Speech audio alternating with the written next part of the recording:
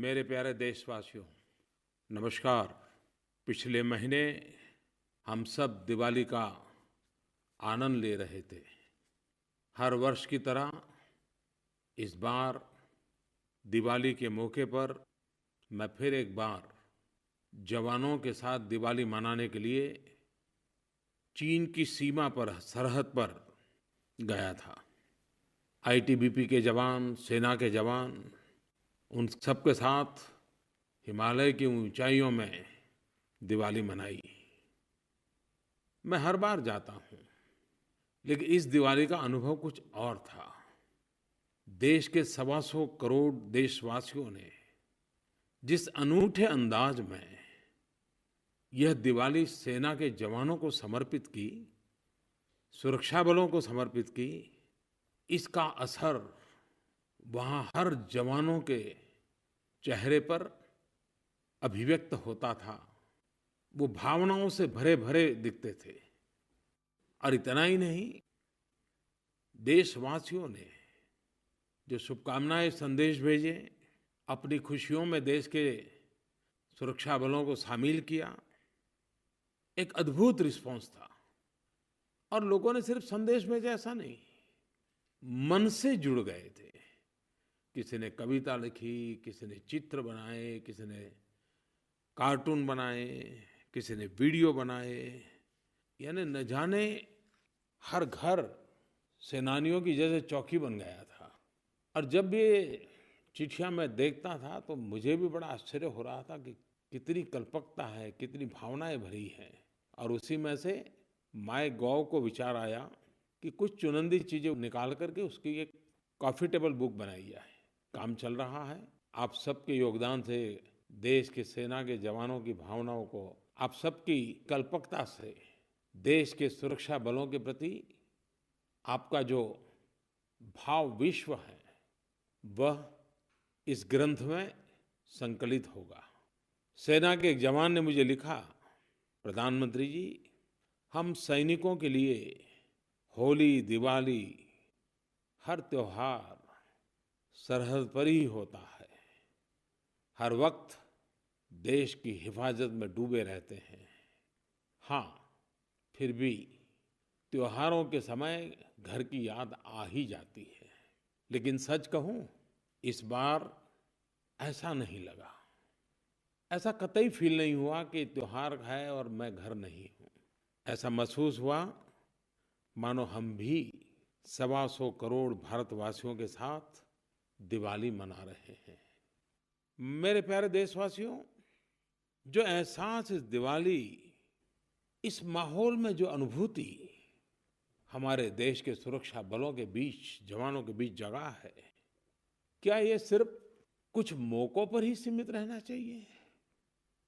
मेरी आपसे अपील है कि हम एक समाज के रूप में, राष्ट्र के रूप में अपना स्वभाव बनाएं, हमारी प्रकृति बनाएं। कोई भी उत्सव हो, त्योहार हो, खुशी का माहौल हो, हमारे देश के सेना के जवानों को हम किसी न किसी रूप में जरूर याद करें। जब सारा राष्ट्र सेना के साथ खड़ा होता है तो सेना की ताकत 125 करोड़ गुना बढ़ जाती है।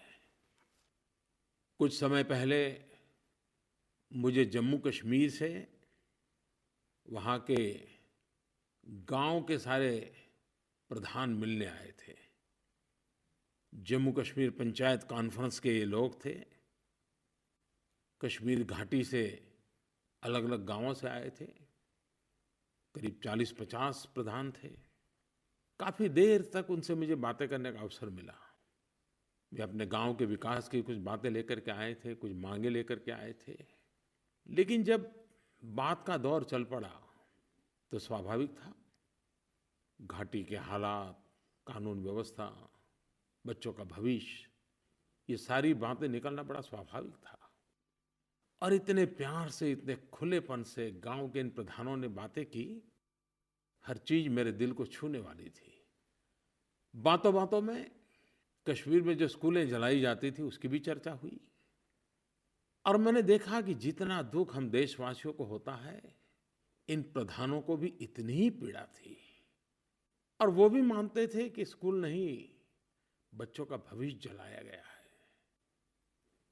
मैंने उनसे आग्रह किया था कि आप जाकर के इन बच्चों के भविष्य पर अपना ध्यान केंद्रित करें। आज मुझे खुशी हो रही है कि कश्मीर घाटी से आए हुए इन सभी प्रधानों ने मुझे जो वचन दिया था उसको भली-भांति निभाया। गाँव में जाकर के सब दूर लोगों को जागरूक किया। अभी कुछ दिन पहले जब बोर्ड की एग्ज़ाम हुई तो कश्मीर के बेटे और बेटियों ने करीब 95% 95% कश्मीर के छात्र छात्राओं ने बोर्ड की परीक्षा में हिस्सा लिया। बोर्ड की परीक्षाओं में इतनी बड़ी तादाद में छात्रों का सम्मिलित होना इस बात की ओर इशारा करता है कि जम्मू कश्मीर के हमारे बच्चे उज्ज्वल भविष्य के लिए शिक्षा के माध्यम से विकास की नई ऊंचाइयों को पाने के लिए कृतसंकल्प है। उनके इस उत्साह के लिए मैं छात्रों को तो अभिनंदन करता हूं, लेकिन उनके माता-पिता को, उनके परिजनों को, उनके शिक्षकों को और सभी ग्राम प्रधानों को भी हृदय से बहुत-बहुत बधाई देता हूं। प्यारे भाइयों और बहनों, इस बार जब मैंने मन की बात के लिए लोगों के सुझाव मांगे तो मैं कह सकता हूं एक तरफा ही सबके सुझाव आए। सब कहते थे कि 500 और 1000 वाली नोटों पर और विस्तार से बातें करें।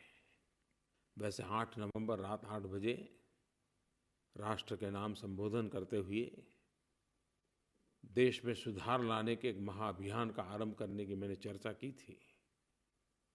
जिस समय मैंने ये निर्णय किया था, आपके सामने प्रस्तुत रखा था, तब भी मैंने सबके सामने कहा था कि निर्णय सामान्य नहीं है, कठिनाइयों से भरा हुआ है। लेकिन निर्णय जितना महत्वपूर्ण है उतना ही उस निर्णय को लागू करना है। और मुझे ये भी अंदाज था कि हमारे सामान्य जीवन में अनेक प्रकार की नई नई कठिनाइयों को सामना करना पड़ेगा। और तब भी मैंने कहा था कि निर्णय इतना बड़ा है, इसके प्रभाव में से बाहर निकलने में 50 दिन तो लग ही जाएंगे और तब जाकर के नॉर्मल अवस्था की ओर हम कदम बढ़ा पाएंगे। 70 साल से जिस बीमारियों को हम झेल रहे हैं, उस बीमारियों से मुक्ति का अभियान सरल नहीं हो सकता है।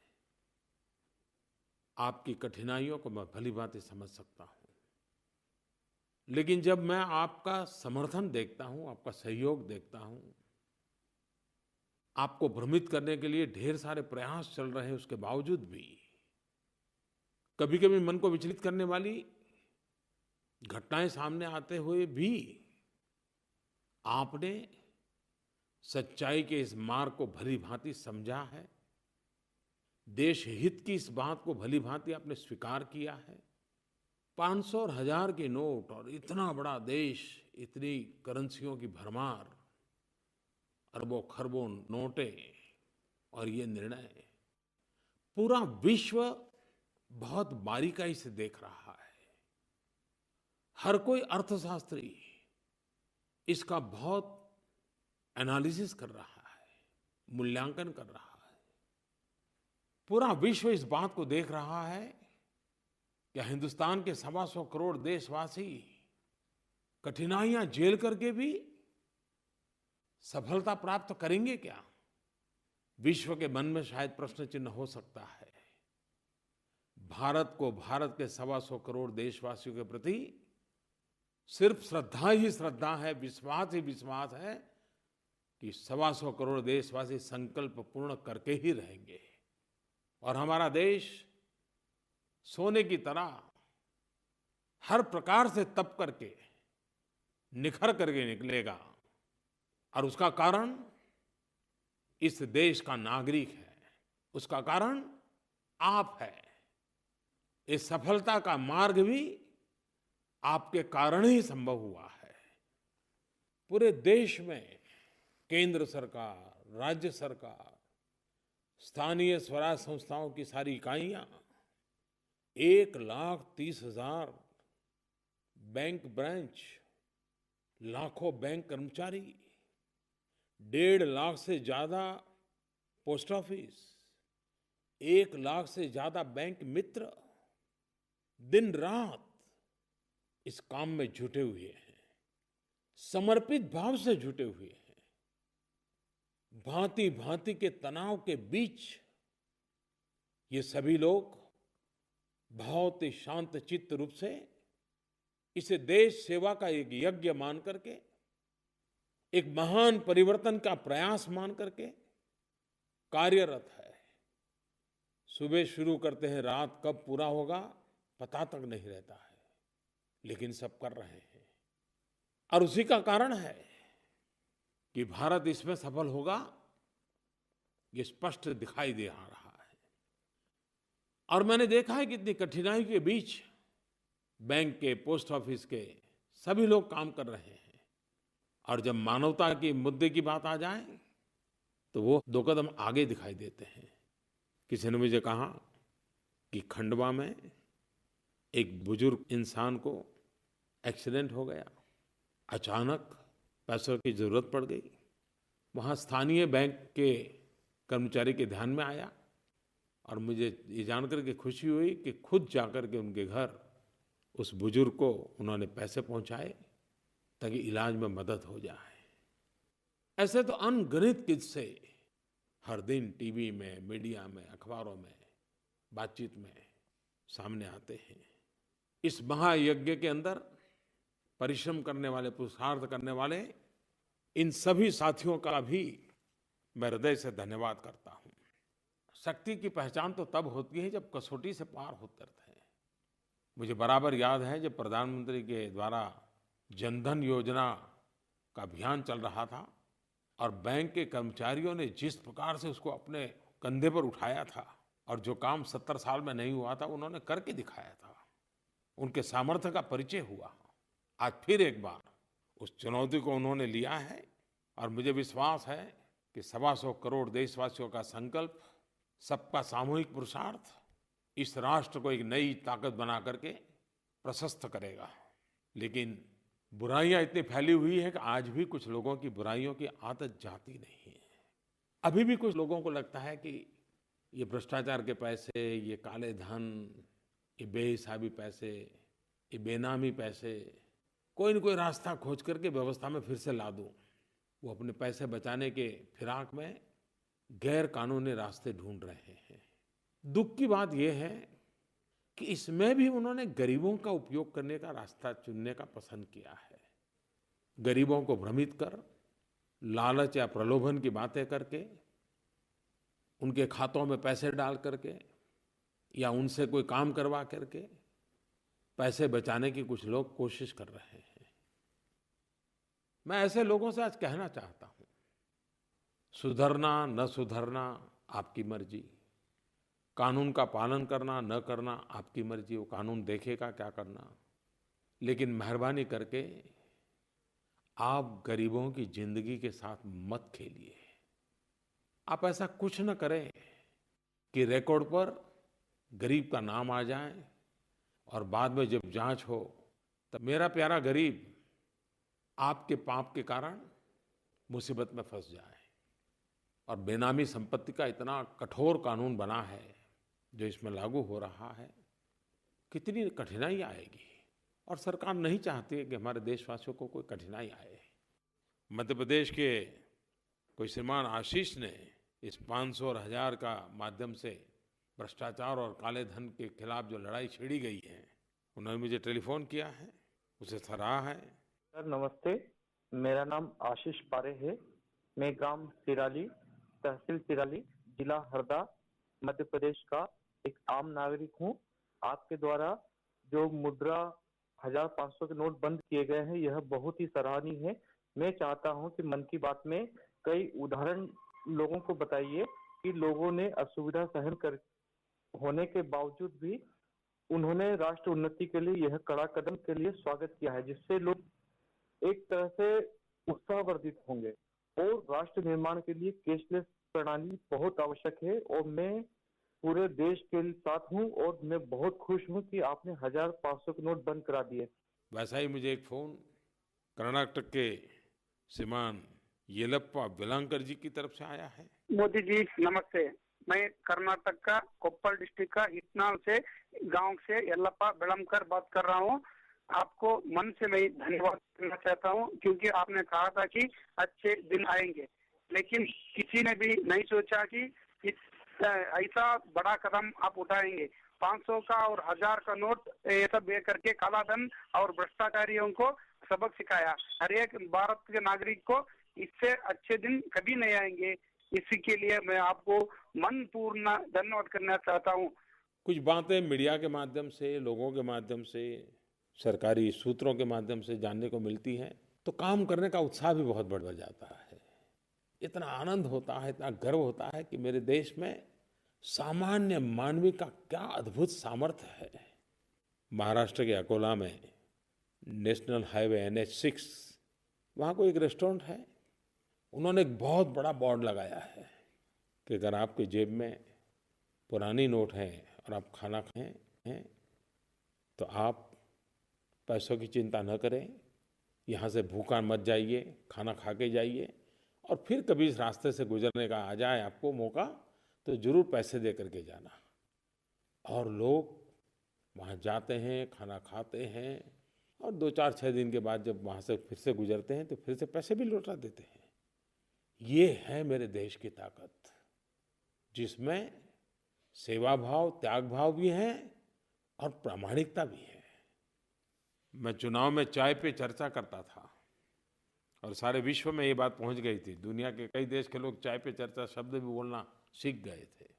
लेकिन मुझे पता नहीं कि चाय पे चर्चा में शादी भी होती है। मुझे पता चला कि 17 नवंबर को सूरत में एक ऐसी शादी हुई जो शादी चाय पे चर्चा के साथ हुई। गुजरात में सूरत में एक बेटी ने अपने यहाँ शादी में जो लोग आए उनको सिर्फ चाय पिलाई और कोई जलसा नहीं किया, न खाने का कार्यक्रम, कुछ नहीं, क्योंकि नोटबंदी के कारण कुछ कठिनाई आई थी पैसों की। बारातियों ने भी उसे इतना ही सम्मान माना। सूरत के भरत मारू और दक्षा परमार, उन्होंने अपनी शादी के माध्यम से भ्रष्टाचार के खिलाफ, काले धन के खिलाफ ये जो लड़ाई चल रही है उसमें जो योगदान किया है ये अपने आप में प्रेरक है। नवपरिणीत भरत और दक्षा को मैं बहुत बहुत आशीर्वाद भी देता हूं और शादी के मौके को भी इस महान यज्ञ में परिवर्तित करके एक नए अवसर में पलट देने के लिए बहुत बहुत बधाई देता हूं। और जब ऐसे संकट आते हैं लोग रास्ते भी बढ़िया खोज लेते हैं। मैंने एक बार टीवी न्यूज में देखा, रात देर से आया था तो देख रहा था, असम में ढेकियाजुली करके एक छोटा सा गांव है। टी वर्कर रहते हैं और टी वर्कर को साप्ताहिक रूप से मिलते हैं। अब 2000 रुपये का नोट मिला तो उन्होंने क्या किया, 4 अड़ोस पड़ोस की महिलाएं इकट्ठी हो गई और चारों ने साथ जाकर के खरीदी की और 2000 रुपये का नोट पेमेंट किया। तो उनको छोटी करेंसी की ज़रूरत ही नहीं पड़ी, क्योंकि 4 ने मिलकर खरीदा और तय किया कि अगले हफ्ते मिलेंगे, तब उसका हिसाब अपन कर लेंगे बैठ करके। लोग अपने आप रास्ते खोज रहे हैं और इसका बदलाव भी देखिए। सरकार के पास एक मैसेज आया, असम के टी गार्डन के लोग कह रहे हैं कि हमारी ATM लगाओ। देखिए किस प्रकार से गांव के जीवन में भी बदलाव आ रहा है। इस अभियान का कुछ लोगों को तत्काल लाभ मिल गया है। देश को तो लाभ आने वाले दिनों में मिलेगा, लेकिन कुछ लोगों को तो तत्काल लाभ मिल गया है। थोड़ा हिसाब पूछा क्या हुआ है, तो मैंने छोटे छोटे जो शहर है वहाँ की थोड़ी जानकारी पाई। करीब 40-50 शहरों की जानकारी जो मुझे मिली कि इस नोट बंद करने के कारण उनके जितने पुराने पैसे बाकी थे, लोग पैसे नहीं देते थे टैक्स के, पानी का टैक्स नहीं, बिजली का नहीं, पैसे देते ही नहीं थे। और आप भली भांति जानते हैं गरीब लोग 2 दिन पहले जाकर के पाई पाई चुकता करने की आदत रखते हैं।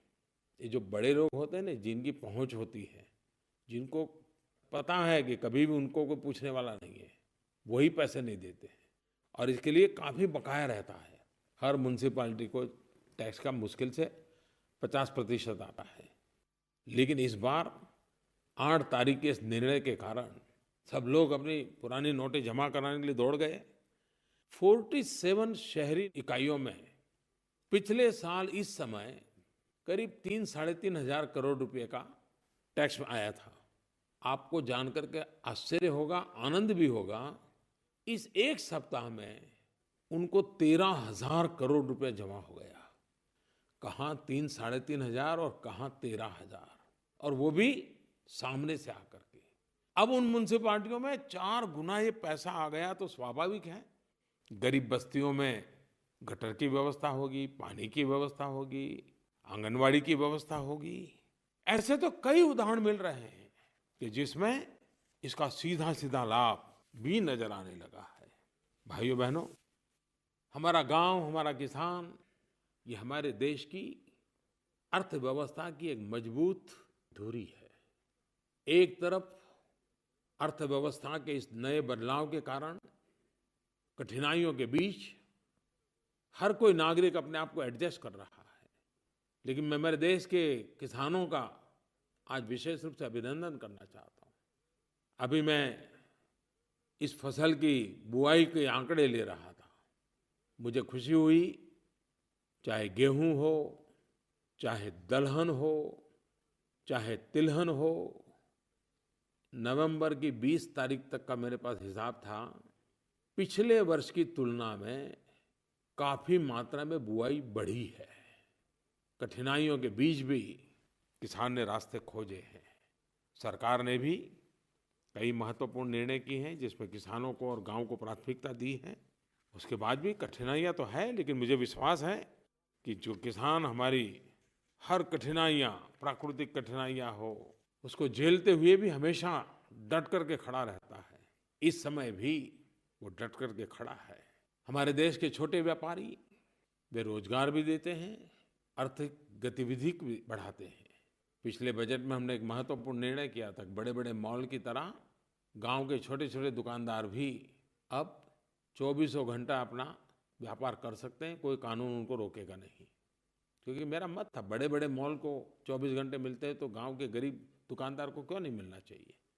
मुद्रा योजना से उनको लोन देने की दिशा में काफी इनिशिएटिव लिए, लाखों करोड़ों रुपए मुद्रा योजना से ऐसे छोटे छोटे लोगों को दिए, क्योंकि ये छोटा कारोबार करोड़ों की तादाद में लोग करते हैं और अरबों खरबों रुपयों के व्यापार को गति देते हैं। लेकिन इस निर्णय के कारण उनको भी कठिनाई होना स्वाभाविक था। लेकिन मैंने देखा है कि अब तो हमारे इन छोटे छोटे व्यापारी भी टेक्नोलॉजी के माध्यम से, मोबाइल ऐप के माध्यम से, मोबाइल बैंक के माध्यम से, क्रेडिट कार्ड के माध्यम से अपने अपने तरीके से ग्राहकों की सेवा कर रहे हैं, विश्वास के आधार पर भी कर रहे हैं। और मैं अपने छोटे व्यापारी भाइयों बहनों से कहना चाहता हूं कि मौका है, आप भी डिजिटल दुनिया में प्रवेश कर लीजिए। आप भी अपने मोबाइल फोन पर बैंकों की ऐप डाउनलोड कर दीजिए। आप भी क्रेडिट कार्ड के लिए पॉश मशीन रख लीजिए। आप भी बिना नोट कैसे व्यापार हो सकता है सीख लीजिए। आप देखिए, बड़े बड़े मॉल टेक्नोलॉजी के माध्यम से अपने व्यापार को जिस प्रकार से बढ़ाते हैं, एक छोटा व्यापारी भी इस सामान्य यूजर फ्रेंडली टेक्नोलॉजी से अपना व्यापार बढ़ा सकता है।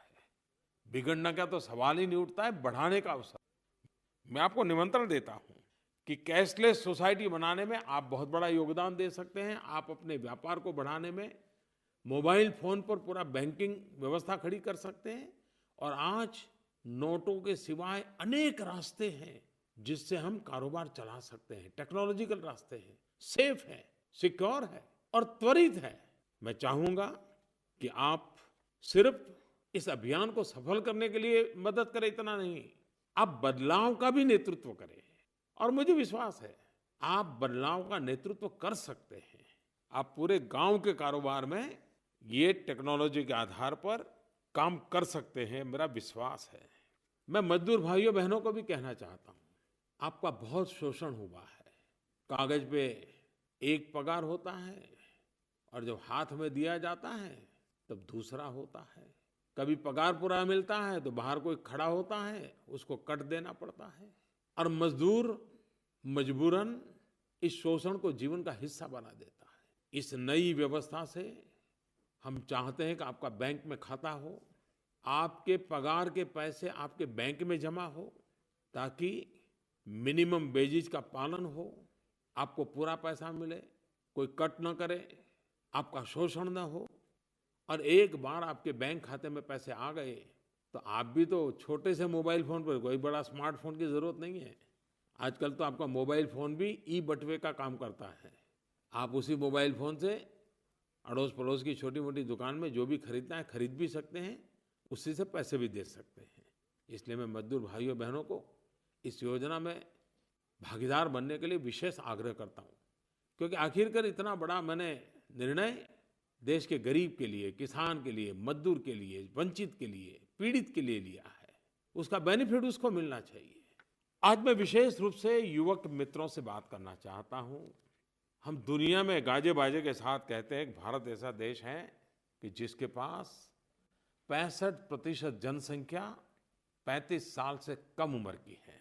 आप मेरे देश के युवा और युवतियां, मैं जानता हूं मेरा निर्णय तो आपको पसंद आया है। मैं ये भी जानता हूं कि आप इस निर्णय का समर्थन करते हैं। मैं ये भी जानता हूं कि आप इस बात को सकारात्मक रूप से आगे बढ़ाने के लिए बहुत योगदान भी करते हैं। लेकिन दोस्तों, आप मेरे सच्चे सिपाही हो, आप मेरे सच्चे साथी हो। मां भारती की सेवा करने का एक अद्भुत मौका हमारे सामने आया है। देश को आर्थिक ऊंचाइयों पर ले जाने का अवसर आया है। मेरे नौजवानों, आप मेरी मदद कर सकते हो क्या? मुझे साथ दोगे इतने से बात बनने वाली नहीं है। जितना आज की दुनिया का अनुभव आपको है, पुरानी पीढ़ी को नहीं है। हो सकता है आपके परिवार में बड़े भाई साहब को भी मालूम नहीं होगा और माता पिता, चाचा चाची, मामा मामी को भी शायद मालूम नहीं होगा। आप ऐप क्या होती है वो जानते हो, ऑनलाइन बैंकिंग क्या होता है जानते हो, ऑनलाइन टिकट बुकिंग कैसे होता है आप जानते हो। आपके लिए चीजें बहुत सामान्य है और आप उपयोग भी करते हो। लेकिन आज देश जिस महान कार्य को करना चाहता है, हमारा सपना है कैशलेस सोसाइटी। ये ठीक है कि 100% कैशलेस सोसाइटी संभव नहीं होती है, लेकिन क्यों न भारत लेस कैश सोसाइटी की तो शुरुआत करें। एक बार अगर आज हम लेस कैश सोसाइटी की शुरुआत करें थे तो कैशलेस सोसाइटी का मंजिल दूर नहीं होगी। और मुझे इसमें आपकी फिजिकल मदद चाहिए, खुद का समय चाहिए, खुद का संकल्प चाहिए। और आप मुझे कभी निराश नहीं, मुझे विश्वास है, क्योंकि हम सब हिंदुस्तान के गरीब की जिंदगी बदलने की इच्छा रखने वाले लोग हैं। आप जानते हैं, कैशलेस सोसाइटी के लिए, डिजिटल बैंकिंग के लिए या मोबाइल बैंकिंग के लिए आज कितने सारे अवसर हैं। हर बैंक ऑनलाइन सुविधा देता है। हिंदुस्तान की हर एक बैंक की अपनी मोबाइल ऐप है। हर बैंक का अपना वॉलेट है। वॉलेट का सीधा सीधा मतलब है ई बटुआ। कई तरह के कार्ड उपलब्ध हैं।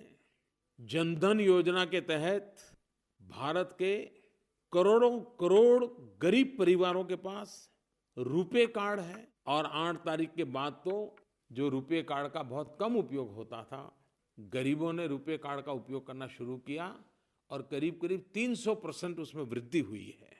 जैसे मोबाइल फोन में प्रीपेड कार्ड आता है, वैसा बैंकों में भी पैसा खर्च करने के लिए प्रीपेड कार्ड मिलता है। एक बढ़िया प्लेटफॉर्म है कारोबार करने के लिए, यूपीआई, जिससे आप खरीदी भी कर सकते हैं, पैसे भी भेज सकते हैं, पैसे ले भी सकते हैं। और ये काम इतना सिंपल है जितना कि आप व्हाट्सएप भेजते हैं। कुछ भी न पढ़ा लिखा व्यक्ति होगा, उसको भी आज व्हाट्सएप कैसे भेजना आता है, फॉरवर्ड कैसे करना आता है। इतना ही नहीं, टेक्नोलॉजी इतनी सरल होती जा रही है कि इस काम के लिए कोई बड़े स्मार्टफोन की भी आवश्यकता नहीं है। साधारण जो फीचर फोन होता है उससे भी कैश ट्रांसफर हो सकती है। धोबी हो, सब्जी बेचने वाला हो, दूध बेचने वाला हो, अखबार बेचने वाला हो, चाय बेचने वाला हो, चने बेचने वाला हो, हर कोई इसका आराम से उपयोग कर सकता है। और मैंने भी इस व्यवस्था को और अधिक सरल बनाने के लिए और जोर दिया है। सभी बैंक इस पर लगी हुई है, कर रही हैं। और अब तो हमने ये ऑनलाइन सरचार्ज का भी खर्चा आता था, वो भी कैंसिल कर दिया। और भी इस प्रकार के कार्ड वगैरह का जो खर्चा आता है उसे आपने देखा होगा पिछले 2-4 दिन में अखबारों में। सारे खर्चे खत्म कर दिए ताकि कैशलेस सोसाइटी की मूवमेंट को बल मिले। मेरे नौजवान दोस्तों, ये सब होने के बाद भी एक पूरी पीढ़ी ऐसी है कि जो इससे अपरिचित है। और आप सभी लोग, मैं भली भांति जानता हूं, इस महान कार्य में सक्रिय है। व्हाट्सएप पर जिस प्रकार के क्रिएटिव मैसेज आप देते हैं, स्लोगन, कविताएं, किस्से, कार्टून, नई नई कल्पना, हंसी मजाक, सब कुछ मैं देख रहा हूं। और चुनौतियों के बीच ये हमारी युवा पीढ़ी की जो सर्जन शक्ति है, तो ऐसा लग रहा है जैसे ये भारत भूमि की विशेषता है कि किस जमाना में युद्ध के मैदान में गीता का जन्म हुआ था।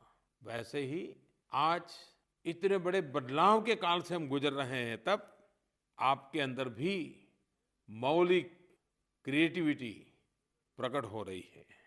लेकिन मेरे प्यारे नौजवान मित्रों, मैं फिर एक बार कहता हूं, मुझे इस काम में आपकी मदद चाहिए।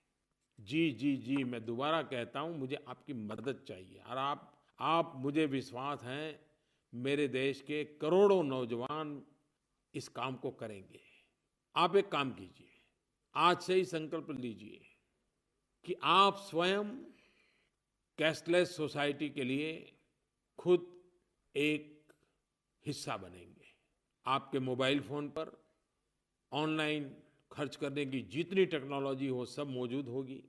इतना ही नहीं, हर दिन आधा घंटा, घंटा, 2 घंटा निकाल करके कम से कम 10 परिवारों को आप ये टेक्नोलॉजी क्या है, टेक्नोलॉजी का कैसे उपयोग करते हैं, कैसे अपनी बैंकों की ऐप डाउनलोड करते हैं, अपने खाते में जो पैसे पड़े हैं वो पैसे कैसे खर्च किए जा सकते हैं, कैसे दुकानदार को दिए जा सकते हैं, दुकानदार को भी सिखाइए कि कैसे व्यापार किया जा सकता है। आप स्वेच्छा से इस कैशलेस सोसाइटी, इन नोटों के चक्कर से बाहर लाने का महाअभियान, देश को भ्रष्टाचार मुक्त करने का अभियान, काला धन से मुक्ति दिलाने का अभियान, लोगों को कठिनाइयों, समस्याओं से मुक्त करने का अभियान, इसका नेतृत्व करना है आपको। एक बार लोगों को रुपये कार्ड का उपयोग कैसे हो, ये आप सिखा देंगे तो गरीब आपको आशीर्वाद देगा। सामान्य नागरिक को ये व्यवस्थाएं सिखा दोगे तो उसको तो शायद सारी चिंताओं से मुक्ति मिल जाएगी। और ये काम अगर हिंदुस्तान के सारे नौजवान लग जाएं, मैं नहीं मानता हूं ज्यादा समय लगेगा। 1 महीने के भीतर भीतर हम विश्व के अंदर एक नए आधुनिक हिंदुस्तान के रूप में खड़े हो सकते हैं। और ये काम आप अपने मोबाइल फोन के जरिए कर सकते हो। रोज 10 घरों में जाकर के कर सकते हो, रोज 10 घरों को इसमें जोड़ करके कर सकते हो। मैं आपको निमंत्रण देता हूं, आइए।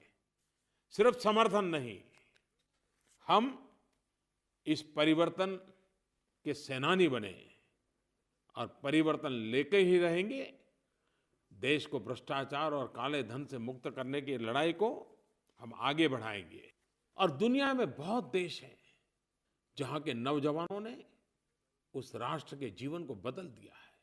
और ये बात माननी पड़ेगी, जो बदलाव लाता है वो नौजवान लाता है, क्रांति करता है वो युवा करता है। केनिया, उसने बिड़ा उठाया, एम पैसा ऐसी एक मोबाइल व्यवस्था खड़ी की, टेक्नोलॉजी का उपयोग किया, एम पैसा नाम रखा। और आज करीब करीब अफ्रीका के इस इलाके में, केनिया में, पूरा कारोबार इस पर शिफ्ट होने की तैयारी में आ गया है। एक बड़ी क्रांति की है इस देश ने। मेरे नौजवानों, मैं फिर एक बार बड़े आग्रह से आपको कहता हूं कि आप इस अभियान को आगे बढ़ाइए। हर school, college, university, NCC, NSS, सामूहिक रूप से, व्यक्तिगत रूप से इस काम को करने के लिए मैं आपको निमंत्रण देता हूं। हम इस बात को आगे बढ़ाएं। देश की उत्तम सेवा करने का हमें अवसर मिला है, मौका गंवाना नहीं है।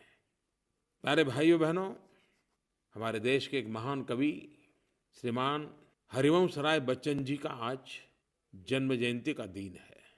और आज हरिवंश राय जी के जन्मदिन पर श्रीमान अमिताभ बच्चन जी ने स्वच्छता अभियान के लिए एक नारा दिया है। आपने देखा होगा, इस सदी के सर्वाधिक लोकप्रिय कलाकार अमिताभ जी स्वच्छता के अभियान को बहुत जी-जान से आगे बढ़ा रहे हैं। जैसे लग रहा है कि स्वच्छता का विषय उनके रग-रग में फैल गया है और तभी तो अपने पिताजी की जन्म जयंती पर भी उनको स्वच्छता का ही काम याद आया। उन्होंने लिखा है कि हरिवंश राय जी की एक कविता है और उसकी एक पंक्ति उन्होंने लिखी है, मिट्टी का तन, मस्ती का मन, क्षण भर जीवन मेरा परिचय। हरिवंश राय जी इसके माध्यम से अपना परिचय दिया करते थे। मिट्टी का तन, मस्ती का मन, क्षण भर जीवन मेरा परिचय। तो उनके सुपुत्र श्रीमान अमिताभ जी ने, जिसकी रगों में स्वच्छता का मिशन दौड़ रहा है, उन्होंने मुझे लिख करके भेजा है, हरिवंश राय जी की कविता का उपयोग करते हुए, स्वच्छ तन, स्वच्छ मन, स्वच्छ भारत मेरा परिचय। मैं हरिवंश राय जी को आदरपूर्वक नमन करता हूँ। श्रीमान अमिताभ जी को भी मन की बात में इस प्रकार से जुड़ने के लिए और स्वच्छता के काम को आगे बढ़ाने के लिए भी धन्यवाद करता हूँ। मेरे प्यारे देशवासियों, अब तो मन की बात के माध्यम से आपके विचार, आपकी भावनाएं, आपके पत्रों के माध्यम से माईगॉव पर, नरेंद्र मोदी ऐप पर लगातार मुझे आपको जोड़ करके रखती है। अब तो 11 बजे ये मन की बात होती है, लेकिन प्रादेशिक भाषाओं में इसे पूरा करने के तुरंत बाद शुरू करने वाले हैं। मैं आकाशवाणी का आभारी हूँ। ये नया उन्होंने जो इनिशिएटिव लिया है, ताकि जहाँ पर हिंदी भाषा प्रचलित नहीं है, वहाँ के भी मेरे देशवासियों को जरूर इससे जुड़ने का अवसर मिलेगा। आप सबका बहुत बहुत धन्यवाद।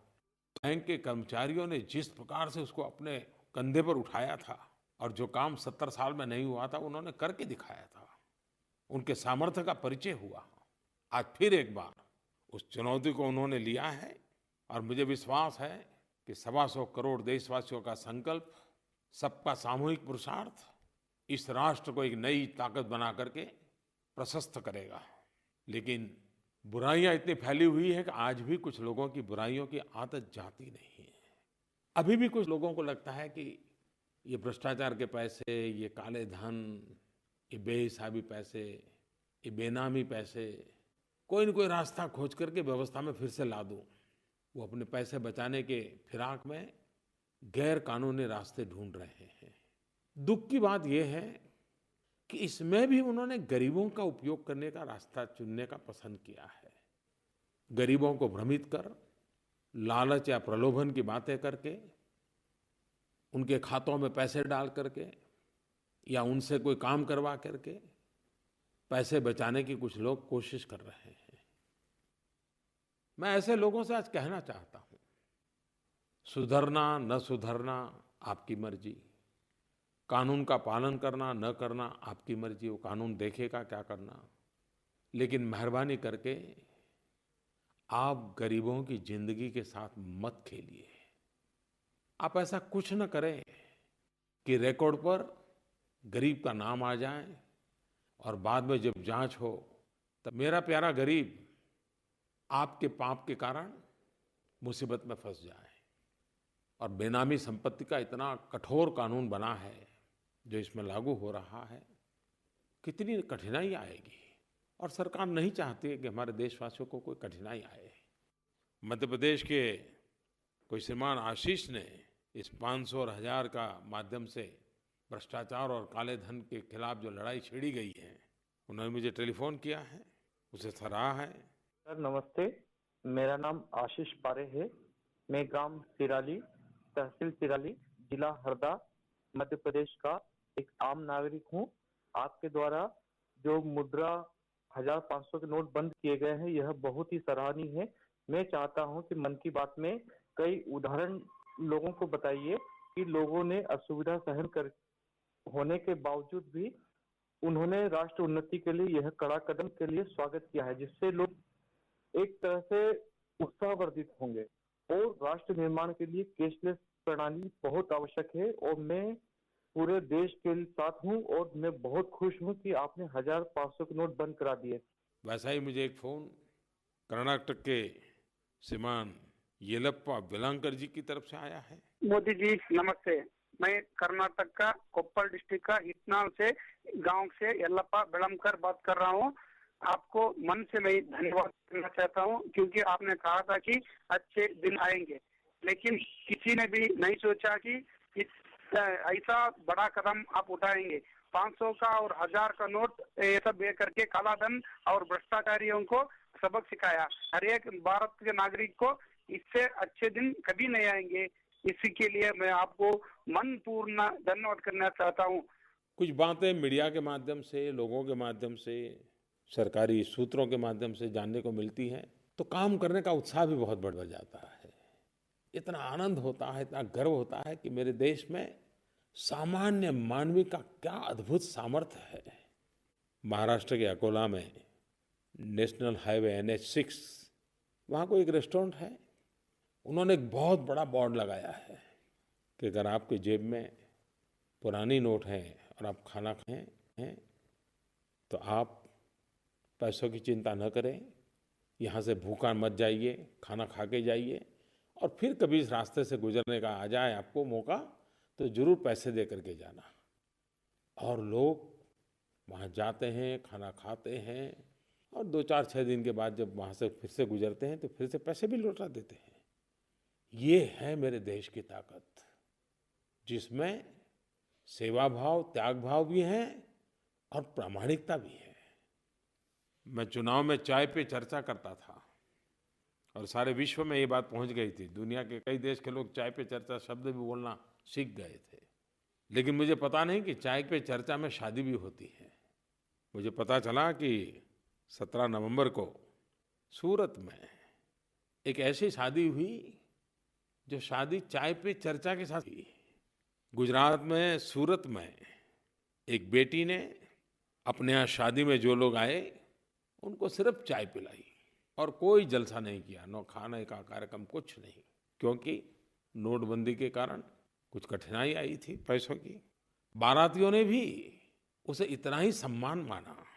सूरत के भरत मारू और दक्षा परमार, उन्होंने अपनी शादी के माध्यम से भ्रष्टाचार के खिलाफ, काले धन के खिलाफ ये जो लड़ाई चल रही है उसमें जो योगदान किया है ये अपने आप में प्रेरक है। नवपरिणीत भरत और दक्षा को मैं बहुत बहुत आशीर्वाद भी देता हूं और शादी के मौके को भी इस महान यज्ञ में परिवर्तित करके एक नए अवसर में पलट देने के लिए बहुत बहुत बधाई देता हूं। और जब ऐसे संकट आते हैं लोग रास्ते भी बढ़िया खोज लेते हैं। मैंने एक बार टीवी न्यूज में देखा, रात देर से आया था तो देख रहा था, असम में ढेकियाजुली करके एक छोटा सा गांव है।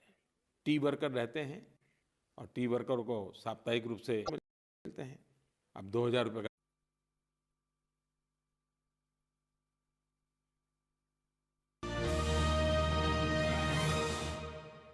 मेरे प्यारे देशवासियों, नमस्कार।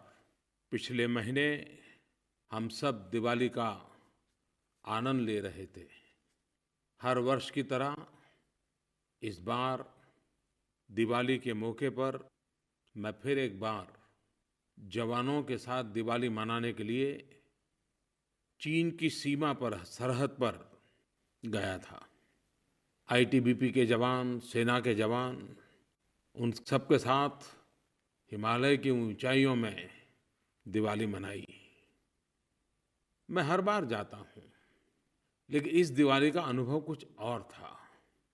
देश के 125 करोड़ देशवासियों ने जिस अनूठे अंदाज में यह दिवाली सेना के जवानों को समर्पित की, सुरक्षा बलों को समर्पित की, इसका असर वहाँ हर जवानों के चेहरे पर अभिव्यक्त होता था। वो भावनाओं से भरे भरे दिखते थे। और इतना ही नहीं, देशवासियों ने जो शुभकामनाएं, संदेश भेजे, अपनी खुशियों में देश के सुरक्षा बलों को शामिल किया, एक अद्भुत रिस्पांस था।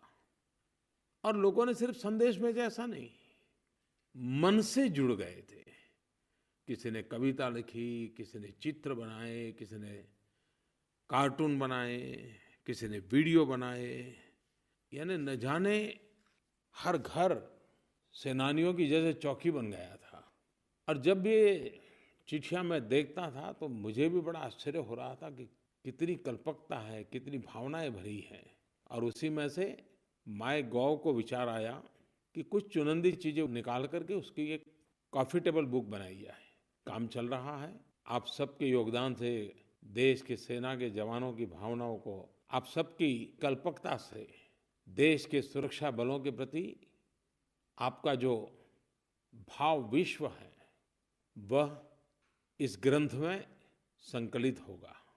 सेना के एक जवान ने मुझे लिखा, प्रधानमंत्री जी, हम सैनिकों के लिए होली, दिवाली, हर त्योहार सरहद पर ही होता है। हर वक्त देश की हिफाजत में डूबे रहते हैं। हाँ, फिर भी त्योहारों के समय घर की याद आ ही जाती है। लेकिन सच कहूं, इस बार ऐसा नहीं लगा। ऐसा कतई फील नहीं हुआ कि त्योहार है और मैं घर नहीं हूं। ऐसा महसूस हुआ मानो हम भी 125 करोड़ भारतवासियों के साथ दिवाली मना रहे हैं। मेरे प्यारे देशवासियों, जो एहसास इस दिवाली, इस माहौल में जो अनुभूति हमारे देश के सुरक्षा बलों के बीच, जवानों के बीच जगा है, क्या ये सिर्फ कुछ मौकों पर ही सीमित रहना चाहिए? मेरी आपसे अपील है कि हम एक समाज के रूप में, राष्ट्र के रूप में अपना स्वभाव बनाएं, हमारी प्रकृति बनाएं। कोई भी उत्सव हो, त्योहार हो, खुशी का माहौल हो, हमारे देश के सेना के जवानों को हम किसी न किसी रूप में जरूर याद करें। जब सारा राष्ट्र सेना के साथ खड़ा होता है तो सेना की ताकत 125 करोड़ गुना बढ़ जाती है। कुछ समय पहले मुझे जम्मू कश्मीर से वहाँ के गांव के सारे प्रधान मिलने आए थे। जम्मू कश्मीर पंचायत कॉन्फ्रेंस के ये लोग थे। कश्मीर घाटी से अलग अलग गांवों से आए थे। करीब 40-50 प्रधान थे। काफी देर तक उनसे मुझे बातें करने का अवसर मिला। वे अपने गांव के विकास की कुछ बातें लेकर के आए थे, कुछ मांगे लेकर के आए थे। लेकिन जब बात का दौर चल पड़ा तो स्वाभाविक था, घाटी के हालात, कानून व्यवस्था, बच्चों का भविष्य, ये सारी बातें निकलना बड़ा स्वाभाविक था। और इतने प्यार से, इतने खुलेपन से गांव के इन प्रधानों ने बातें की, हर चीज मेरे दिल को छूने वाली थी। बातों बातों में कश्मीर में जो स्कूलें जलाई जाती थी उसकी भी चर्चा हुई। और मैंने देखा कि जितना दुख हम देशवासियों को होता है, इन प्रधानों को भी इतनी ही पीड़ा थी। और वो भी मानते थे कि स्कूल नहीं, बच्चों का भविष्य जलाया गया है। मैंने उनसे आग्रह किया था कि आप जाकर के इन बच्चों के भविष्य पर अपना ध्यान केंद्रित करें। आज मुझे खुशी हो रही है कि कश्मीर घाटी से आए हुए इन सभी प्रधानों ने मुझे जो वचन दिया था उसको भली भांति निभाया। गांव में जाकर के सब दूर लोगों को जागरूक किया। अभी कुछ दिन पहले जब बोर्ड की एग्जाम हुई तो कश्मीर के बेटे और बेटियों ने करीब 95%, 95% कश्मीर के छात्र छात्राओं ने बोर्ड की परीक्षा में हिस्सा लिया।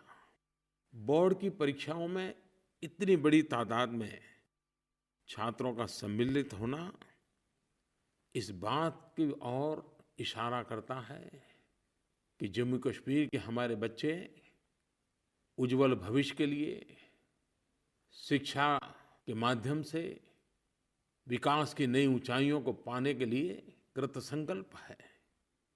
उनके इस उत्साह के लिए मैं छात्रों को तो अभिनंदन करता हूं, लेकिन उनके माता पिता को, उनके परिजनों को, उनके शिक्षकों को और सभी ग्राम प्रधानों को भी हृदय से बहुत बहुत बधाई देता हूँ।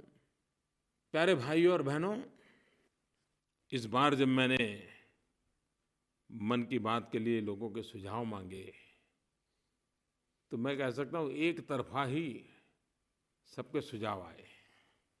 सब कहते थे कि 500 और 1000 वाली नोटों पर और विस्तार से बातें करें। वैसे 8 नवंबर रात 8 बजे राष्ट्र के नाम संबोधन करते हुए देश में सुधार लाने के एक महाअभियान का आरंभ करने की मैंने चर्चा की थी। जिस समय मैंने ये निर्णय किया था, आपके सामने प्रस्तुत रखा था, तब भी मैंने सबके सामने कहा था कि निर्णय सामान्य नहीं है, कठिनाइयों से भरा हुआ है। लेकिन निर्णय जितना महत्वपूर्ण है, उतना ही उस निर्णय को लागू करना है। और मुझे ये भी अंदाज था कि हमारे सामान्य जीवन में अनेक प्रकार की नई नई कठिनाइयों को सामना करना पड़ेगा। और तब भी मैंने कहा था कि निर्णय इतना बड़ा है, इसके प्रभाव में से बाहर निकलने में 50 दिन तो लग ही जाएंगे, और तब जाकर के नॉर्मल अवस्था की ओर हम कदम बढ़ा पाएंगे। 70 साल से जिस बीमारियों को हम झेल रहे हैं, उस बीमारियों से मुक्ति का अभियान सरल नहीं हो सकता है। आपकी कठिनाइयों को मैं भलीभांति समझ सकता हूं, लेकिन जब मैं आपका समर्थन देखता हूं, आपका सहयोग देखता हूं, आपको भ्रमित करने के लिए ढेर सारे प्रयास चल रहे हैं, उसके बावजूद भी कभी-कभी मन को विचलित करने वाली घटनाएं सामने आते हुए भी आपने सच्चाई के इस मार्ग को भलीभांति समझा है, देश हित की इस बात को भलीभांति आपने स्वीकार किया है। 500 और 1000 के नोट और इतना बड़ा देश, इतनी करेंसियों की भरमार, अरबों खरबों नोटें, और ये निर्णय पूरा विश्व बहुत बारीकाई से देख रहा है। हर कोई अर्थशास्त्री इसका बहुत एनालिसिस कर रहा है, मूल्यांकन कर रहा है। पूरा विश्व इस बात को देख रहा है कि हिंदुस्तान के 125 करोड़ देशवासी कठिनाइयां झेल करके भी सफलता प्राप्त करेंगे क्या? विश्व के मन में शायद प्रश्न चिन्ह हो सकता है। भारत को, भारत के 125 करोड़ देशवासियों के प्रति सिर्फ श्रद्धा ही श्रद्धा है, विश्वास ही विश्वास है कि 125 करोड़ देशवासी संकल्प पूर्ण करके ही रहेंगे, और हमारा देश सोने की तरह हर प्रकार से तप करके, निखर करके निकलेगा। और उसका कारण इस देश का नागरिक है, उसका कारण आप है। इस सफलता का मार्ग भी आपके कारण ही संभव हुआ है। पूरे देश में केंद्र सरकार, राज्य सरकार, स्थानीय स्वराज संस्थाओं की सारी इकाइयां, 1,30,000 बैंक ब्रांच, लाखों बैंक कर्मचारी, 1.5 लाख से ज्यादा पोस्ट ऑफिस, 1 लाख से ज्यादा बैंक मित्र दिन रात इस काम में जुटे हुए हैं, समर्पित भाव से जुटे हुए हैं। भांति भांति के तनाव के बीच ये सभी लोग बहुत ही शांत चित्त रूप से इसे देश सेवा का एक यज्ञ मान करके, एक महान परिवर्तन का प्रयास मान करके कार्यरत है। सुबह शुरू करते हैं, रात कब पूरा होगा पता तक नहीं रहता है, लेकिन सब कर रहे हैं। और उसी का कारण है कि भारत इसमें सफल होगा, ये स्पष्ट दिखाई दे आ रहा है। और मैंने देखा है कि इतनी कठिनाई के बीच बैंक के, पोस्ट ऑफिस के सभी लोग काम कर रहे हैं। और जब मानवता के मुद्दे की बात आ जाए तो वो 2 कदम आगे दिखाई देते हैं। किसी ने मुझे कहा कि खंडवा में एक बुजुर्ग इंसान को एक्सीडेंट हो गया, अचानक पैसों की जरूरत पड़ गई। वहाँ स्थानीय बैंक के कर्मचारी के ध्यान में आया और मुझे ये जानकर के खुशी हुई कि खुद जाकर के उनके घर उस बुजुर्ग को उन्होंने पैसे पहुँचाए ताकि इलाज में मदद हो जाए। ऐसे तो अनगिनत किस्से हर दिन टीवी में, मीडिया में, अखबारों में, बातचीत में सामने आते हैं। इस महायज्ञ के अंदर परिश्रम करने वाले, पुरुषार्थ करने वाले इन सभी साथियों का भी मैं हृदय से धन्यवाद करता हूँ। शक्ति की पहचान तो तब होती है जब कसौटी से पार उतरते हैं। मुझे बराबर याद है जब प्रधानमंत्री के द्वारा जनधन योजना का अभियान चल रहा था और बैंक नोट मिला तो उन्होंने क्या किया, 4 अड़ोस पड़ोस की महिलाएं इकट्ठी हो गई और चारों ने साथ जाकर के खरीदी की और 2000 रुपये का नोट पेमेंट किया। तो उनको छोटी करेंसी की ज़रूरत ही नहीं पड़ी क्योंकि 4 ने मिलकर खरीदा और तय किया कि अगले हफ्ते मिलेंगे, तब उसका हिसाब अपन कर लेंगे बैठ करके। लोग अपने आप रास्ते खोज रहे हैं और इसका बदलाव भी देखिए। सरकार के पास एक मैसेज आया, असम के टी गार्डन के लोग कह रहे हैं कि हमारे यहाँ ATM लगाओ। देखिए किस प्रकार से गांव के जीवन में भी बदलाव आ रहा है। इस अभियान का कुछ लोगों को तत्काल लाभ मिल गया है। देश को तो लाभ आने वाले दिनों में मिलेगा, लेकिन कुछ लोगों को तो तत्काल लाभ मिल गया है। थोड़ा हिसाब पूछा क्या हुआ है तो मैंने छोटे छोटे जो शहर है वहाँ की थोड़ी जानकारी पाई। करीब 40-50 शहरों की जानकारी जो मुझे मिली कि इस नोट बंद करने के कारण उनके जितने पुराने पैसे बाकी थे, लोग पैसे नहीं देते थे टैक्स के, पानी का टैक्स नहीं, बिजली का नहीं, पैसे देते ही नहीं थे। और आप भली भांति जानते हैं गरीब लोग 2 दिन पहले जाकर के पाई पाई चुकता करने की आदत रखते हैं। ये जो बड़े लोग होते हैं ना, जिनकी पहुंच होती है, जिनको पता है कि कभी भी उनको कोई पूछने वाला नहीं है, वही पैसे नहीं देते हैं और इसके लिए काफ़ी बकाया रहता है। हर म्यूनसिपालिटी को टैक्स का मुश्किल से 50% आता है। लेकिन इस बार 8 तारीख के इस निर्णय के कारण सब लोग अपनी पुरानी नोटें जमा कराने के लिए दौड़ गए। 47 शहरी इकाइयों में पिछले साल इस समय करीब 3-3.5 हजार करोड़ रुपए का टैक्स आया था। आपको जानकर के आश्चर्य होगा, आनंद भी होगा, इस एक सप्ताह में उनको 13,000 करोड़ रुपए जमा हो गया। कहाँ 3-3.5 हजार और कहाँ 13,000, और वो भी सामने से आकर के। अब उन म्युनिसिपालिटियों में 4 गुना ये पैसा आ गया तो स्वाभाविक है गरीब बस्तियों में गटर की व्यवस्था होगी, पानी की व्यवस्था होगी, आंगनवाड़ी की व्यवस्था होगी। ऐसे तो कई उदाहरण मिल रहे हैं कि जिसमें इसका सीधा सीधा लाभ भी नजर आने लगा है। भाइयों बहनों, हमारा गांव, हमारा किसान, ये हमारे देश की अर्थव्यवस्था की एक मजबूत धुरी है। एक तरफ अर्थव्यवस्था के इस नए बदलाव के कारण कठिनाइयों के बीच हर कोई नागरिक अपने आप को एडजस्ट कर रहा है, लेकिन मैं मेरे देश के किसानों का आज विशेष रूप से अभिनंदन करना चाहता हूँ। अभी मैं इस फसल की बुआई के आंकड़े ले रहा था, मुझे खुशी हुई, चाहे गेहूं हो, चाहे दलहन हो, चाहे तिलहन हो। नवंबर की 20 तारीख तक का मेरे पास हिसाब था, पिछले वर्ष की तुलना में काफी मात्रा में बुआई बढ़ी है। कठिनाइयों के बीच भी किसान ने रास्ते खोजे हैं। सरकार ने भी कई महत्वपूर्ण निर्णय किए हैं जिसमें किसानों को और गांव को प्राथमिकता दी है। उसके बाद भी कठिनाइयां तो है, लेकिन मुझे विश्वास है कि जो किसान हमारी हर कठिनाइयां, प्राकृतिक कठिनाइयां हो, उसको झेलते हुए भी हमेशा डट करके खड़ा रहता है। इस समय भी वो डट करके खड़ा है। हमारे देश के छोटे व्यापारी वे रोजगार भी देते हैं, आर्थिक गतिविधि भी बढ़ाते हैं। पिछले बजट में हमने एक महत्वपूर्ण निर्णय किया था, बड़े बड़े मॉल की तरह गांव के छोटे छोटे दुकानदार भी अब 24 घंटा अपना व्यापार कर सकते हैं, कोई कानून उनको रोकेगा नहीं।